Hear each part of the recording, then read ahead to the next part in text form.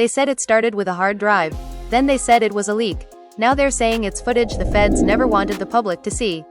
Late last night, the internet erupted when whispers turned into headlines and headlines turned into panic. Jay-Z, music royalty, business mogul, untouchable icon, was suddenly at the center of a storm no one saw coming. Sources claimed federal investigators quietly unsealed a sealed cache of so-called Epstein file footage, and buried deep inside it was a name no one expected to hear out loud. Fans are shocked, insiders are scrambling, and according to multiple reports, Jay-Z has gone completely off the grid. Phones unanswered, private jets grounded, security teams allegedly dismissed. One former associate was overheard saying, "He knew this day might come, but not like this." Emotions ran high as speculation spread faster than facts, with social media exploding into chaos. Was this a misunderstanding, a setup, or the beginning of something much darker? What really has people shaken isn't just the footage, it's the reaction. Longtime friends reportedly turning silent, industry allies suddenly unavailable for comment. And at the center of it all, a powerful man who built an empire on control now facing the one thing money can't buy: answers. Behind closed doors, tensions are said to be boiling over. Heated arguments, urgent calls in the middle of the night.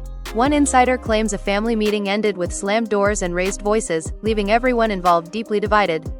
Meanwhile, fans are replaying old interviews, searching lyrics for clues, and asking the question no one wants to ask: how much did he really know? Because if the footage is real, and if the feds are done hiding it, this isn't just another celebrity scandal. This could be the unraveling of a legend. The silence was louder than any headline. Within hours of the footage rumors spreading, phones across the industry started buzzing with the same two words whispered again and again: feds moving. Insiders claimed black subs were seen outside properties connected to old business partners, while private attorneys were suddenly unreachable. Jay-Z, usually calculated and visible, was nowhere to be found. No studio sightings, no public appearances, no late-night tweets to calm the storm. Fans are shocked not just by the allegations, but by the disappearance itself. One longtime fan posted, "I've followed him for 20 years. He never hides. Something is wrong." According to alleged sources close to the investigation, the footage didn't surface accidentally. It was said to be part of a sealed archive linked to the Epstein case, material that never made it into public court records. What made this different, insiders claim, was not just names but moving images. Grainy security-style video, timestamps, audio fragments, moments that, if taken at face value, raised disturbing questions. And when one clip allegedly showed a figure resembling Jay-Z entering a private room during a high-profile event years ago, panic spread behind the scenes. Emotions ran high inside his inner circle. A former associate, speaking anonymously, claimed that emergency meetings were held in multiple locations at once. Everyone was talking at the same time. Lawyers yelling over each other. People asking who leaked it. Nobody trusted anybody, the source said. Accusations flew across the room, with one manager allegedly shouting, "We warned you about those connections." Another voice reportedly snapped back, "You don't get to rewrite history now." Family dynamics only made things worse. Those close to the situation say the family was left divided almost instantly. One camp believed this was a coordinated takedown, a targeted attack against a powerful figure who had made enemies over decades. The other camp feared something far more dangerous, that the footage was real enough to raise serious legal questions.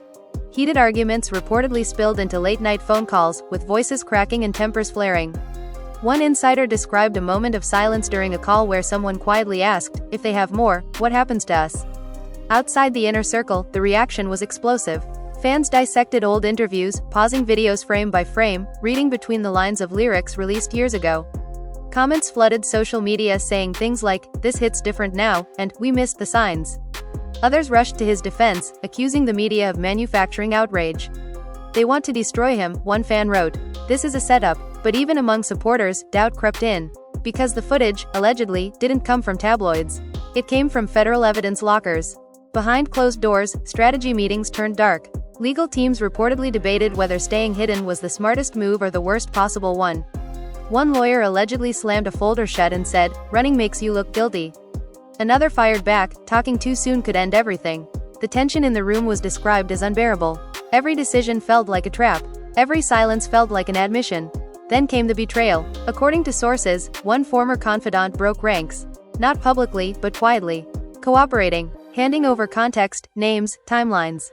When word of this reached the inner circle, the reaction was explosive. "He sold us out," someone allegedly yelled.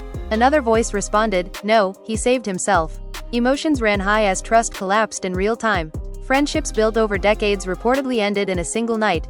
As dawn broke, the reality became impossible to ignore. This wasn't just about reputation anymore. It was about survival. The alleged footage had opened a door that couldn't be closed, and every step forward felt like walking deeper into uncertainty. Fans were left refreshing their feeds, waiting for a statement that never came. And somewhere, according to whispers growing louder by the hour, Jay-Z was making moves in silence, preparing for a battle that could redefine his legacy forever. And as those whispers grew louder, the narrative quietly shifted from certainty to speculation, from accusation to a dangerous game of what if. Insiders began stressing that nothing had been proven, that the footage was being interpreted through fear and rumor rather than verified fact. Still, the damage was already spreading. The fictional mogul at the center of it all, known in industry circles as Crown Jay, had become a symbol of everything people loved and feared about power. Some called him untouchable, others said no one ever really is. Within his circle, paranoia took over. Every conversation felt recorded, every pause felt suspicious. One longtime advisor reportedly leaned back in his chair and muttered, "This is how legends fall." Not with handcuffs, with doubt. The room went quiet, nobody disagreed. Crown Jay's silence wasn't just absence anymore. It was a strategy, or at least that's what some tried to believe. Others saw it as panic. Emotions ran high as interpretations clashed, turning allies into opponents overnight. Meanwhile, the media ecosystem fed on the chaos. Commentators framed the situation as a cautionary tale, carefully using words like alleged, speculative, and unverified, but the tone told a different story. Panels debated whether fame itself created blind spots, whether wealth insulated people from consequences for too long. Fans are shocked by how quickly admiration turned into interrogation. One viral clip showed a supporter saying, "I defended him yesterday. Today I just want the truth." That sentence alone summed up the shift in public mood. Inside Crown Jay's family circle, the tension was suffocating. Relatives who once avoided public attention were suddenly dragged into conversations they never asked for. One family member allegedly broke down during a private call, saying, "We didn't sign up for this. We just wanted peace." Another responded sharply, "Peace was never part of this life." The family was left divided between those urging a public statement and those insisting silence was the only shield left. Then came the twist no one expected. A respected investigative journalist released a carefully worded segment suggesting the footage might not show what people thought it did. Lighting angles, grain distortion, misidentified figures. The report didn't clear anyone, but it cracked the certainty that had fueled the outrage. Emotions ran high all over again, this time in the opposite direction. Fans flooded comment sections asking if they had been manipulated. Critics accused the journalist of backtracking under pressure. The truth felt further away than ever. Behind the scenes, Crown Jay was reportedly watching everything unfold in real time. A source close to him claimed he replayed the coverage silently, over and over, stopping only to ask one question: who benefits from this? It wasn't denial. It was calculation. He allegedly believed this wasn't about justice or exposure, but about leverage. Old grudges resurfacing. Power struggles disguised as morality. The idea that someone wanted to break the myth, not the man. As days passed, new voices entered the conversation. Former collaborators shared vague memories, careful not to accuse but eager to distance themselves. Phrases like, "I don't really know him like that," and "we were never close," echoed across interviews. Fans noticed. The retreat felt coordinated. One commentator said, "This is the industry eating its own." Another replied, "Or protecting itself." Either way, trust eroded further. In private, Crown Jay's legal team pushed for a controlled re-entry into the public eye. A statement, a sit-down, something to reclaim the narrative. Crown Jay reportedly resisted. "Once you speak," he allegedly said, "you can't unsay anything." That hesitation frustrated some advisors who felt the vacuum was being filled with speculation. Heated arguments broke out again, voices raised, doors closed hard enough to rattle walls. Nobody agreed on what the right move was, only that time was no longer neutral. Then, another shock. An anonymous source leaked a memo suggesting the so-called federal interest was being exaggerated, that no active case existed, only a review of archived materials. It didn't end the drama, but it reframed it. Suddenly the story wasn't about imminent arrest, but about reputation warfare. Fans are shocked at how quickly fear had escalated into certainty without confirmation. Some felt embarrassed, others felt angrier than before. Through it all, Crown Jay remained unseen. No photos, no sightings, just the growing legend of a man standing still while the world spun around him. Supporters called it discipline, critics called it arrogance, neutral observers called it fascinating. Because in this speculative thriller of power and perception, the line between guilt and myth blurred until almost invisible. As the noise peaked, one thing became clear: even if nothing concrete ever emerged, nothing would go back to the way it was. The illusion of invincibility had cracked. Friendships had shifted, loyalties had been tested, and somewhere in the middle of the storm, Crown J was preparing his next move, knowing that whether he spoke or stayed silent, the story would continue without him. The waiting became unbearable. Every hour without a statement felt like another verdict delivered by silence. Insiders claimed Crown J had retreated to a secure location far from cameras, surrounded by a skeleton crew of people he trusted with his life but not necessarily with his peace. Nights blurred into mornings as plans were drafted and redrafted, then torn apart. One advisor allegedly said, "We're not fighting facts anymore. We're fighting perception," and perception, once poisoned, was nearly impossible to cure. Outside, the public mood fractured even further. Fans split into camps, arguing across timelines like family members at a holiday dinner gone wrong. One side insisted this was all smoke, a calculated attempt to weaken a powerful figure who had outgrown the system. The other side demanded accountability, saying power without scrutiny was exactly how darkness thrived. Emotions ran high as both sides accused the other of blindness. Former unity turned into hostility, and the comment sections became battlegrounds. Then came another unexpected development. A former security contractor, long retired and previously unknown to the public, released a cryptic video. He never named Crown J, never showed proof, but his words were enough to reignite everything. "I've seen how narratives are built," he said calmly. "And I've seen how footage can lie without lying." The video ended abruptly. Fans are shocked by how such a vague statement could feel so heavy. Was it a warning? A defense? Or a reminder that truth and evidence were not the same thing? Inside Crown J's circle, the video caused another split. Some saw it as an opening, proof that doubt could be planted in the story itself. Others feared it would only drag more people into the mess. A heated argument reportedly broke out when one strategist suggested amplifying the clip. "That's not defense," another snapped. "That's chaos." The family was left divided again, torn between fighting fire with fire or letting the flames burn out on their own. Meanwhile, old relationships resurfaced in uncomfortable ways. People Crown J hadn't spoken to in years suddenly reached out, some offering support, others fishing for information. A former collaborator allegedly sent a message that read, "If you ever need someone to speak for you, I owe you." Crown J never replied. According to sources, he stared at the message for a long time before locking his phone and walking away. Trust, once broken, didn't regenerate on command. As the story stretched into its second week, the industry itself began to feel exposed.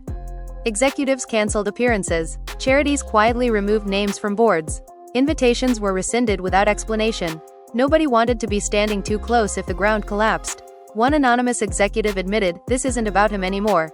It's about us." That confession alone hinted at how deep the anxiety ran. Then came the most dramatic twist yet. A leaked audio clip surfaced, allegedly from a private conversation between two unnamed power brokers discussing how useful the situation was. No crimes were mentioned, no proof offered, but the implication was chilling. Someone was benefiting. Someone always did. Fans are shocked by how quickly outrage shifted direction again, from the accused to the unseen hands shaping the narrative. Conspiracy theories flourished, some wild, some uncomfortably plausible. Through it all, Crown J's silence transformed from absence into presence. It loomed over every discussion, every broadcast. People projected their fears and hopes onto it. To some, it meant guilt. To others, restraint. One cultural commentator summed it up bluntly, "We're watching a man become a symbol against his will. And symbols, once created, rarely get a say in how they're used." Behind closed doors, Crown J finally made a decision. Not about what to say, but about when. Sources claimed he believed timing mattered more than content.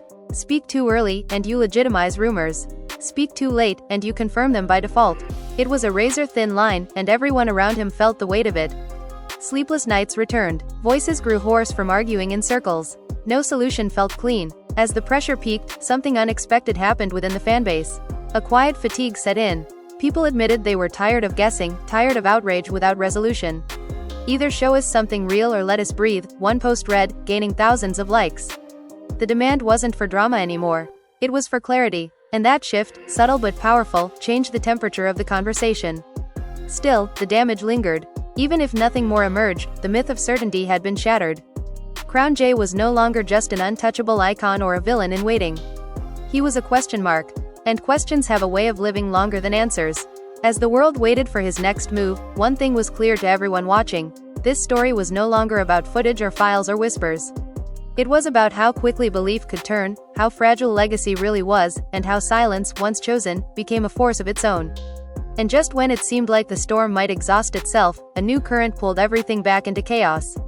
Whispers surfaced that Crown J's silence was not just strategic but necessary, that unseen negotiations were happening far from cameras and commentators. According to a source claiming proximity to the situation, intermediaries were moving quietly, arranging conversations that never left paper trails. "This isn't about clearing his name," the source said. "It's about preventing a bigger war." That single line sent shockwaves through those still watching closely. Inside the inner circle, fear gave way to something colder. Calculation. Crown J allegedly gathered a small group late one night, the room dim, phones left outside. When he finally spoke, his voice was calm but heavy.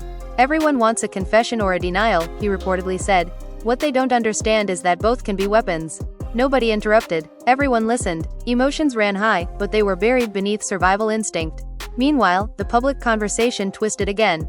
A prominent cultural figure released a long monologue questioning why attention fixated on one man while systems remained untouched. "We personalize scandals because systems are harder to fight," the figure said. Fans are shocked by how quickly empathy re-entered the chat, not necessarily for Crown J, but for the idea that truth was being flattened into spectacle. Still, critics pushed back, accusing anyone urging nuance of deflection. The cycle repeated: outrage, reflection, outrage again. Then came another fracture inside the family. A relative, previously silent, was rumored to be considering a solo statement. The idea alone caused panic. "You don't freelance during a fire," one advisor allegedly snapped. Others argued that controlled honesty might humanize the situation. The family was left divided yet again, old wounds reopening as blame crept into conversations. Who introduced who? Who ignored which warning? Who benefited while others paid the cost? As days turned into weeks, Crown J's absence became its own myth. False sightings circulated. Blurred photos sparked debates. One image went viral before being debunked within hours, but the damage was done. People wanted closure, even if it was manufactured. One fan wrote, "I don't even care what's true anymore. I just want this to end." That exhaustion spread faster than outrage ever had. Behind the scenes, industry power players repositioned themselves. Partnerships were quietly paused, not cancelled. Deals were under review. Language became deliberately vague. Nobody wanted to be on record making a definitive move. One executive admitted anonymously, "We're waiting to see which version of reality wins." That statement revealed more than intended. Truth was no longer singular. It was competitive. Another twist emerged when a respected legal analyst publicly questioned the legality of releasing any footage tied to sealed archives. The segment didn't defend Crown J, but it challenged the premise of the outrage. If the material itself was compromised, what did that mean for everything built on top of it? Emotions ran high again, this time with confusion. Fans are shocked by how fragile the foundation of the entire narrative suddenly felt. Inside his refuge, Crown J reportedly watched the segment in silence. After it ended, he finally reacted. Not with relief, but with resolve. "They don't need me to be guilty," he allegedly said. "They just need me to be uncertain." That insight reframed everything for him.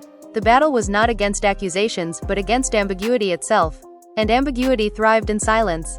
Preparations began quietly, not for a press conference but for a controlled appearance.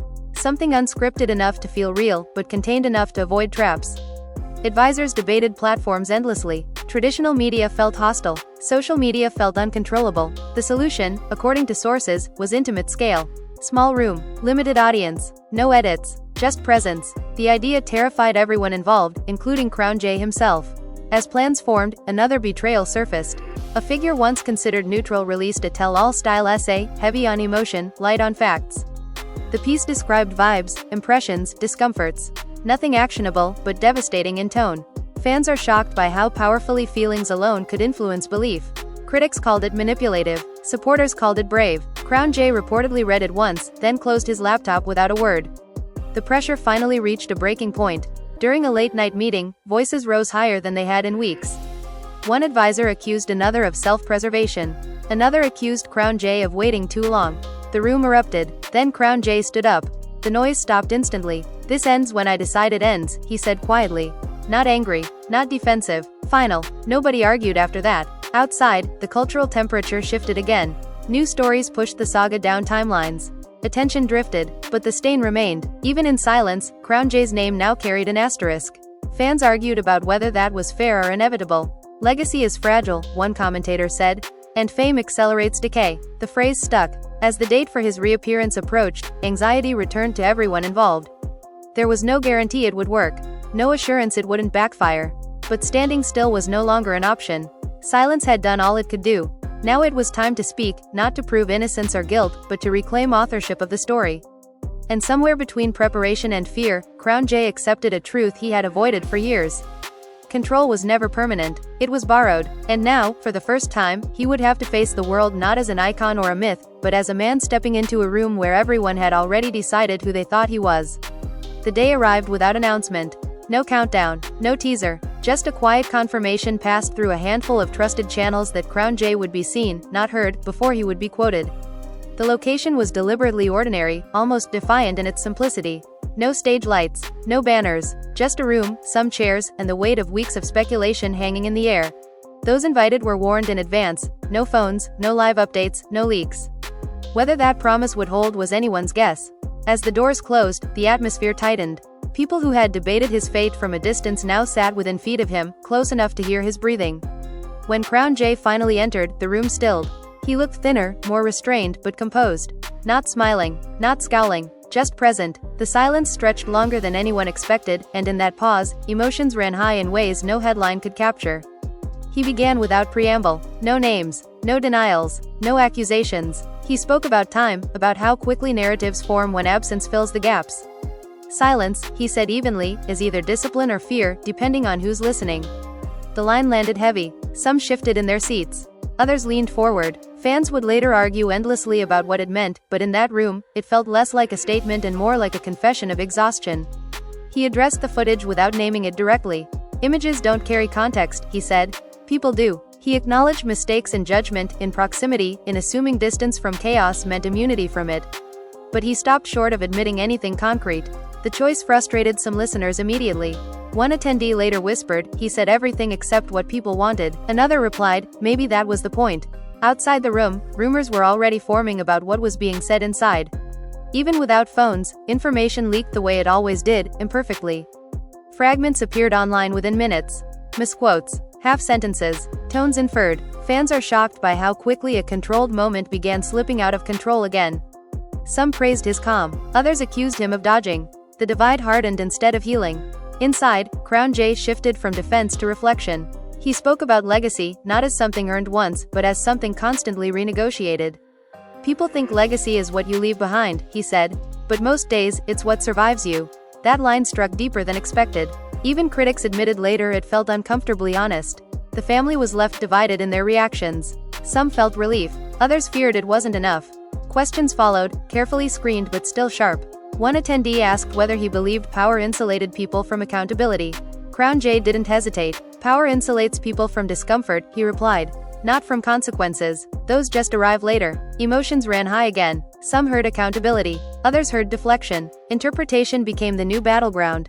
After less than an hour, it ended. No grand finale. No plea. Crown J stood, nodded once, and left the same way he entered. The room exhaled collectively. Outside, the waiting world surged back into motion. Think pieces dropped instantly. Clips circulated without footage. Analysts argued over tone instead of content. Fans are shocked by how little clarity emerged from so much anticipation. Within his circle, reactions were mixed. Some advisors believed the appearance had humanized him, shifted the energy from accusation to ambiguity. Others warned ambiguity was exactly what critics would weaponize next. Heated arguments resumed almost immediately. "You gave them poetry," one strategist said. "They wanted answers." Another countered, "Answers age. Presence doesn't." The family gathered privately that night, tension thick but quieter than before. The shouting of earlier weeks was gone, replaced by something heavier. Acceptance, maybe. One relative admitted, "Even if this passes, we're changed." Nobody disagreed. Trust had been tested too publicly to snap back into place. Some bonds tightened, others loosened permanently. Over the next days, the story evolved again. Not with new allegations, but with reinterpretations. Supporters framed the appearance as dignified restraint. Critics framed it as calculated vagueness. Neutral observers called it a masterclass in narrative survival. Crown J himself remained silent afterward, resisting the urge to clarify or expand. He had said what he intended to say. The rest, he seemed to believe, was out of his control. Then, slowly, the noise began to thin. Not disappear, but thin. Newer stories competed for attention. Outrage cycles moved on, but the residue stayed. Every mention of Crown J now carried context it hadn't before. An unspoken footnote. Fans are shocked by how permanence works in culture. Not with explosions, but with subtle shifts. Behind the scenes, deals cautiously resumed. Not all, not fully, but enough to signal that the industry had decided to live with uncertainty rather than fight it. One executive summed it up quietly, "Nobody won. We just adjusted." That adjustment was the real outcome. Not exoneration, not condemnation, adaptation. Crown J returned to work without announcement. Studio sessions, private meetings, no grand comeback. Those close to him said he moved differently now. Less visible, more selective. The experience had stripped something away, but it had also hardened something else. Not arrogance, awareness. He no longer believed silence alone could protect him, but he also no longer believed noise could save him. Fans continued to argue, to defend, to doubt. Emotions ran high long after the headlines faded. Some felt betrayed, others felt protective, many felt confused, and perhaps that confusion was the most honest response of all. Because the story never resolved cleanly. It simply settled into the background of culture, a reminder of how quickly certainty could form and how slowly it dissolved. In the end, Crown J didn't reclaim control of the narrative. No one ever truly does. What he reclaimed was agency. The choice of when to speak, when to stop, and when to let the world wrestle with its own conclusions. The legend survived, altered but intact. The man endured, quieter but present. And the question mark remained, hovering just enough to ensure the story would never fully end, only wait for the next moment someone decided to reopen it. And even as the public conversation thinned, the private consequences continued to unfold in slow, uncomfortable ways. Crown J learned quickly that survival did not mean restoration. Rooms he once entered without friction now carried pauses. Smiles arrived later, thinner. Handshakes lingered with calculation instead of warmth. Nobody said anything outright, but everything felt measured. Fame had always come with distance, but now it came with evaluation. Every interaction felt like a quiet audit. Inside his team, restructuring began. Not announced, not dramatic, but deliberate. Roles were reassigned. Voices that once dominated meetings were replaced with quieter strategists. One longtime advisor stepped away entirely, citing exhaustion, though everyone understood the deeper reason. Trust, once cracked, rarely fit back into its original shape. Crown J accepted this without protest. "People protect themselves," he reportedly said. "I would too." It wasn't bitterness. It was realism. The fanbase, too, evolved. Some supporters drifted away quietly, not in anger but in fatigue. Others doubled down, more loyal than ever, defending him in every corner of the internet as if proximity to belief could substitute for certainty. Emotions ran high whenever his name trended again, even for unrelated reasons. A new song snippet leaked, and instead of excitement, it sparked debate. Was it defiance? Distraction? Confession in metaphor? Nothing could simply exist anymore. Everything carried weight. Then came an unexpected shift in tone from the media. Not absolution, not attack, but analysis. Long-form pieces replaced hot takes. Commentators spoke less about guilt and more about consequence. How modern culture digests ambiguity. How power magnifies both grace and suspicion. Crown J became a case study rather than a headline. Fans are shocked by how quickly a person can turn into a symbol, and how slowly that symbol lets go. Privately, Crown J wrestled with resentment he rarely voiced. Not toward critics, but toward himself. Moments replayed in his mind, not because they proved anything, but because they represented choices. Proximity, complacency, assumption. One night, according to someone close to him, he admitted, "I thought distance was enough. I was wrong." It was the closest thing to regret he ever allowed himself to articulate. Family dynamics continued to recalibrate. Some relationships grew stronger under pressure, forged by shared defense and shared silence. Others cooled permanently, conversations polite but shallow. Holidays felt different, laughter arrived, but it carried memory. The family was left divided not by accusation, but by interpretation of what survival required. Forgiveness, it turned out, wasn't a single decision. It was a process with no deadline. Months passed. The world moved on, as it always does. New scandals replaced old ones. Outrage found fresh targets. But occasionally, something would reignite the embers. An old clip resurfaced. A lyric was re-examined. A former associate hinted at untold stories without telling them. Each time, the temperature spiked briefly, then settled. The cycle became predictable, almost ritualistic. Crown J learned to live inside it. Professionally, he adapted his output. Less spectacle, more control. Projects were smaller, sharper, less dependent on public approval. He stopped explaining himself through art, realizing interpretation was no longer his to guide. Instead, he focused on execution. Presence without performance. Those who worked with him noticed the shift immediately. "He's not chasing anything anymore," one collaborator said. "He's just building." Fans are shocked by how restraint itself became a statement. No interviews, no victory laps, no attempts at redemption arcs. Crown J didn't ask to be understood. He accepted being unresolved. That acceptance unsettled people more than denial ever had. Certainty comforts, ambiguity challenges, and he had chosen to live in the latter. Over time, even critics softened their tone, not into support but into acceptance of complexity. Absolutes faded, conversations became quieter, more conditional. "We don't really know," replaced, "We know enough." That shift mattered. It didn't clear his name, but it returned humanity to the discussion. Crown J was no longer a monster or a martyr. He was a man navigating the aftershock of proximity to chaos. Late one evening, during a rare reflective moment, Crown J was asked if he regretted staying silent so long. He paused before answering. "Silence showed me who I was without applause," he said. "That's not nothing." The response never made headlines, but those who heard it understood its weight. It wasn't justification. It was acknowledgement of transformation. As years stretched forward, the story lost urgency but gained depth. It became something people referenced rather than reacted to. A marker in cultural memory. A reminder that legacy isn't destroyed in a single moment, but reshaped through accumulation. Crown J continued forward, not untouched, but intact enough to keep moving. And in the quiet spaces between public attention, he accepted a final truth. Survival didn't mean winning the narrative. It meant living with it, carrying it, allowing it to coexist with everything that came after. The world would always decide what to remember and what to forget. His task was simpler and harder. To keep showing up, even when certainty never did. Time passed in uneven waves, and with it came a strange normalization of the unthinkable. Crown J's presence in culture no longer caused immediate eruptions, but it never returned to neutrality either. It lived in a permanent middle space, where admiration and suspicion coexisted without resolving. People learned to speak his name carefully, often prefacing opinions with qualifiers. "I still respect his work, but," or "I don't know what to believe anymore," but those pauses became part of his legacy. Within Crown J himself, something fundamental shifted. The hunger that once drove him had dulled, replaced by a quieter focus. Not peace exactly, but intention. He no longer measured success by applause or numbers. Instead, he measured it by control over his time and distance from noise. He reduced his circle further, choosing depth over loyalty tests. Conversations became shorter, more deliberate. He listened more than he spoke, and when he spoke, people leaned in. Yet the past had a way of resurfacing when least expected.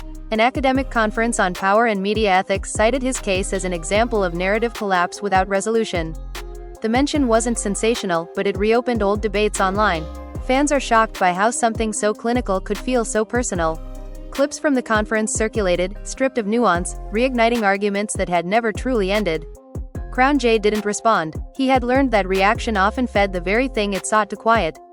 Privately, he continued grappling with isolation. Not loneliness in the romantic sense, but separation from a version of himself that once felt invincible. There were moments, according to those close to him, when he mourned that version. Not because it was better, but because it was simpler. "I didn't know how loud the world was until I stopped shouting back," he once said during a closed-door conversation. The room reportedly fell silent after that. New artists sought him out cautiously, unsure how proximity might reflect on them. Some came for guidance. Others came out of curiosity. Crown J met them all with the same energy, reserved, observant, honest without being confessional. He never warned them about fame directly. Instead, he asked questions. Who are you when nobody's watching? What do you want that success can't give you? Those who couldn't answer usually didn't come back. The family dynamic continued evolving in subtle ways. Old conflicts softened into mutual understanding, even if full reconciliation never arrived. Children grew older, more aware of public narratives, asking questions that had no clean answers. Crown J didn't lie to them, but he didn't explain everything either. "The world tells stories," he said once. "Some are true, some aren't. What matters is knowing who you are when the noise fades." It was the best lesson he could offer. Years into the aftermath, a new documentary about modern celebrity culture premiered, featuring a section clearly inspired by his story. Again, no names were used, but the parallels were obvious. It framed the saga not as scandal, but as transformation through pressure. Critics debated whether it was sympathetic or critical. Fans are shocked by how distant it all felt, like watching history instead of memory. Crown J never watched it. What did change, however, was how he engaged with the future. He invested less in institutions and more in individuals. Quiet philanthropy replaced public gestures. Mentorship replaced endorsement. He no longer needed to be seen doing good, he needed to know it was done. Those choices didn't erase the past, but they redefined the present. People noticed, even if they couldn't fully articulate what had changed. Occasionally, someone would ask him if he wished things had unfolded differently. He never gave the same answer twice. Sometimes he said yes, sometimes no. Most often, he said nothing at all. Silence, once a shield, had become a language of its own. Not avoidance, but acceptance of complexity. He had learned that some questions lose power when left unanswered long enough. The culture around him matured, too, in its own uneven way. Audiences became slightly more skeptical of instant narratives, more aware of how stories were built and sold. Not enough to prevent future storms, but enough to slow them. Crown J's experience lingered as a reference point, a cautionary tale, a reminder that certainty often arrives faster than truth, and leaves later. In the end, his story didn't conclude with vindication or downfall. It settled into something quieter, harder to package. Survival without triumph, legacy without closure. He continued creating, living, adapting, carrying both what he had earned and what he could never fully shed. The world kept watching, less intensely, but more thoughtfully. And perhaps that was the final transformation. Not the restoration of his image, but the evolution of how people looked at it. Less as a symbol of perfection or corruption, and more as evidence that power, once questioned, is never experienced the same way again. Crown J accepted that reality without resentment. He had learned that control was temporary, narratives were fragile, and endurance required something deeper than approval. As the years stretched on, his name remained etched into culture, not as an answer, but as a question. One that people would revisit when the next storm arrived, when the next figure fell silent, when the next certainty formed too quickly. And in that sense, his legacy lived on, not in clarity, but in caution. And now it's on you. After everything you've just heard, the silence, the accusations, the doubts, the moments that felt too heavy to ignore, one question still hangs in the air. What do you believe really happened? Was this the slow unraveling of a powerful figure, or a warning about how quickly narratives can turn into verdicts before the truth ever arrives? Fans are shocked, emotions ran high, and the lines between fact, fear, and perception blurred in ways that should make all of us pause. This story didn't give you easy answers on purpose. Real drama never does. It leaves you unsettled, questioning motives, questioning timing, questioning who benefits when chaos takes over. And that's where your voice matters. Drop a comment right now and tell us what stood out to you the most. Was it the silence? The reactions? The way loyalty shifted when pressure hit? Or do you think there's still a bigger twist waiting to surface? If you made it this far, you already know this isn't just entertainment. It's a reminder of how power, fame, and perception collide when the spotlight turns harsh. So don't just watch and move on. Engage, debate, challenge each other respectfully in the comments, because every perspective adds another layer to this story. Make sure you like this video if it kept you hooked, subscribe to the channel if you want more deep, dramatic breakdowns like this, and turn on notifications so you don't miss what comes next. Because stories like this don't really end. They evolve, and the next chapter is always closer than it seems. This is your space now. Say what everyone else is afraid to say. We'll be reading.